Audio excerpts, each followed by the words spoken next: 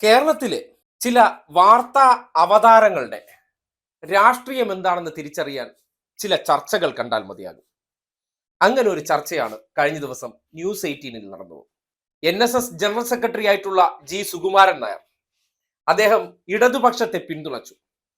ആ ഇടതുപക്ഷത്തെ പിന്തുണച്ചതിൽ കേരളത്തിലെ കുറച്ച് RSSകാർക്ക് മാത്രമല്ല, ചാനൽ അവതാര വേഷം കെട്ടിയിരിക്കുന്ന സംഘികൾക്കും അതേ മനോഭാവമാണ്.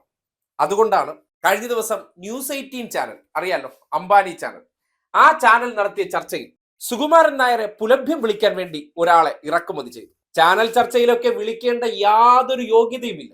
പിന്നെ ഈ നാട്ടിൽ ഇതുപോലുള്ള ചില അലവലാതി നാവുകൾ കേരളത്തിലെ മാധ്യമ അവതാരങ്ങൾ കണ്ടുപിടിച്ചു വെച്ചിട്ടുണ്ട്. അവർക്ക് ഇടതു വിരോധം തീർക്കാൻ വേണ്ടി സംഘപരിവാർ അനുകൂലിയായിട്ടുള്ള ഒരു വ്യക്തിയെ ഉപയോഗപ്പെടുത്തിക്കൊണ്ട് അവർക്കെതിരെ അധിക്ഷേപം ചൊരിയുക, പുലയാട്ട് നടത്തുക, ന്യായീകരിക്കുക, വെള്ളപൂശി എടുക്കുക എന്നതിനൊക്കെ വേണ്ടിയാണ് ഇത്തരം ആൾക്കാർ ഉപയോഗിക്കുന്നത്.